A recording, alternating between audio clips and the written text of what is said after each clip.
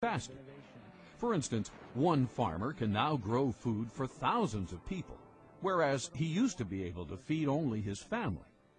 Thus, everything should be getting cheaper, because the supply of everything has been growing faster than the demand. This is true even though the population has been growing as well. Unfortunately, this is not what we observe. With the exception of a few industries, like the computer industry, and products we import from places like China, it seems that almost everything is getting more expensive, but oftentimes cheaper in quality. How can this be? Over the decades, the productive energy of society seems to be getting siphoned off.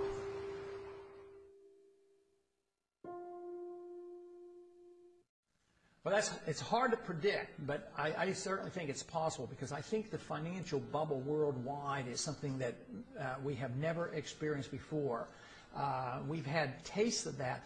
But Alan Greenspan, in one way, is a genius, and in another way, he is an unbelievable threat to us. He's a genius in the sense that in a technical fashion, he's been able to keep this system of inflation together longer than anybody else has been able to, especially in this last go-around from 2000 on. With the collapse of the NASDAQ bubble, we really didn't have much of a recession, because he immediately started inflating massively, taking interest rates down to 1%. And now, of course, he's a little bit frightened about the bubble, and he's curtailing credit to some degree. But the dollar has become the gold of the world. The world central banks have accepted the dollar as if it were gold. Greenspan claims that they have gotten the paper money to act as if it is gold, which I strongly disagree with, and all the hard money people disagree with.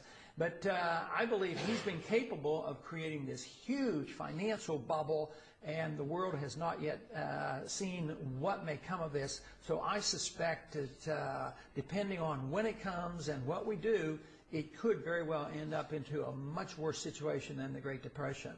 But if the country decided, well, something has to be done, and we went to a gold standard and limited the creation of credit, curtailed the power of the Fed, I think it would iron out all our difficulties. When Argentina periodically would just quit inflating and maybe tie their currency to even the dollar. Price inflation went like from hundreds of percent per year down to 2% or 3%. So it's rather rapid. So you would see an immediate benefit. You would iron out the severe swings in the business cycle. The price problems would be diminished. But the one thing we'd have to give up, which to me would be a benefit, government would have to curtail spending, because they can't tax the people enough to pay for all those bills. So we would have to curtail our spending. So that would be, to me, a tremendous boost to the American people and to the economy. At the same time, we gave sound money.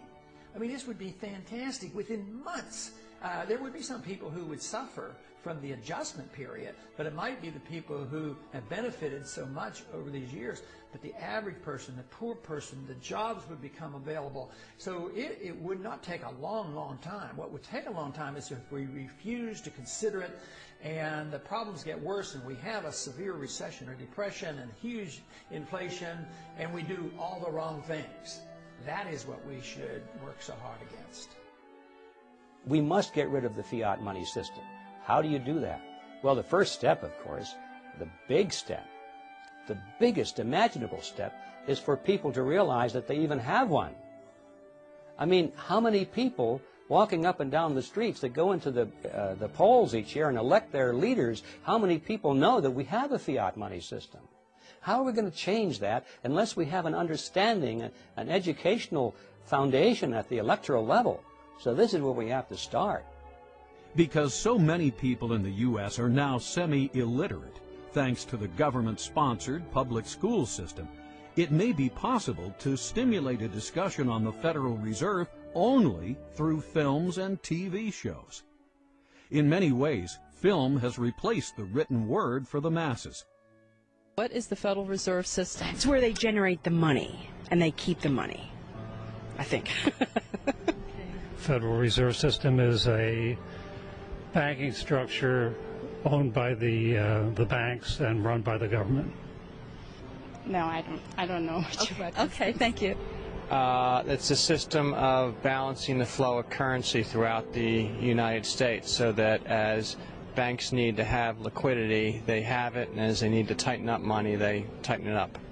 Similar to what you had said earlier about having the reserves for when we go in a crisis or something, and you need to have that actual backing, not just the dollar currency, because paper is paper, and if you don't have that gold or silver behind it, then it's just going to be paper. It was established in, if I guessed, I'm not sure, 1913 perhaps, to establish stability in the American financial system. I don't know the answer to that. What is the system? It's a banking system that's run by the government. It's almost like a fourth branch, but it's run by the government, and it's guaranteeing that banks will remain stable. And if they're not stable, they'll take it over. A way of backing up the money. I don't know. Yeah. And what is the Federal Reserve System?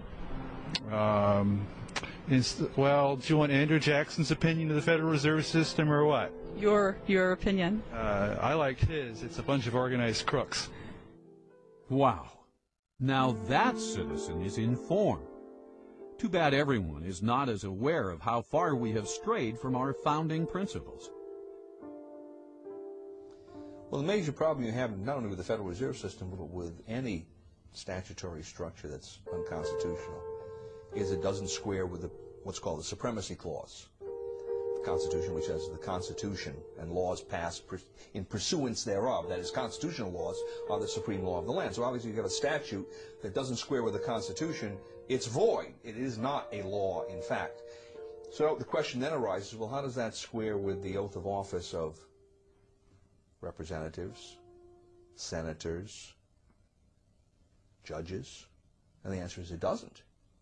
That when they come face to face with a statute that is in contradiction of the Constitution, they are to treat the Constitution as the supreme law and treat that statute as void.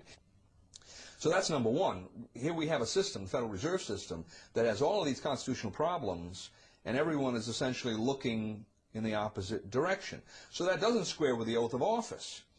And one would think that the president, being the head of the executive department, in which we find the Treasury, Department of Treasury, right, which interacts quite closely with the Federal Reserve, might have something direct to say about that. And then, of course, the president has a specific constitutional duty to take care that the laws be faithfully executed, and the supreme law of the land is the Constitution. So you would expect, on top of all of this, that he would be saying, wait a minute, if the Constitution doesn't square with the Federal Reserve Act in one or more ways, then I should be giving directives to the Secretary of the Treasury to take certain kinds of action to deal with that. And, of course, we see exactly the opposite.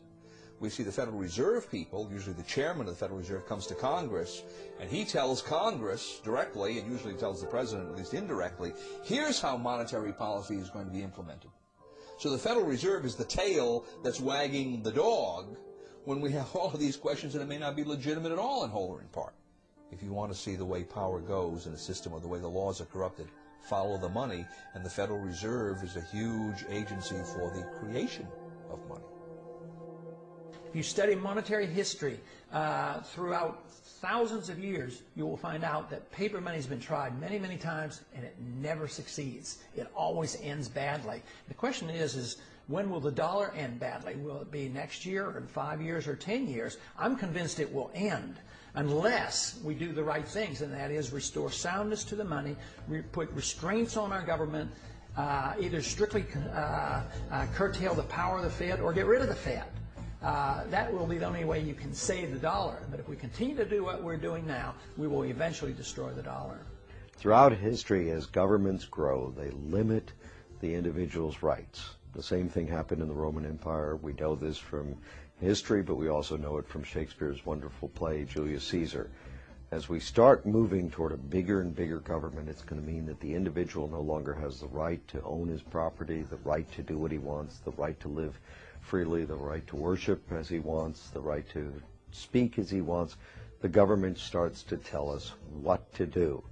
Most of the time they think they're telling us what to do in their best interest, but the trouble is that government, as Adam Smith pointed out, John Locke pointed out, is the great thinkers of all time have always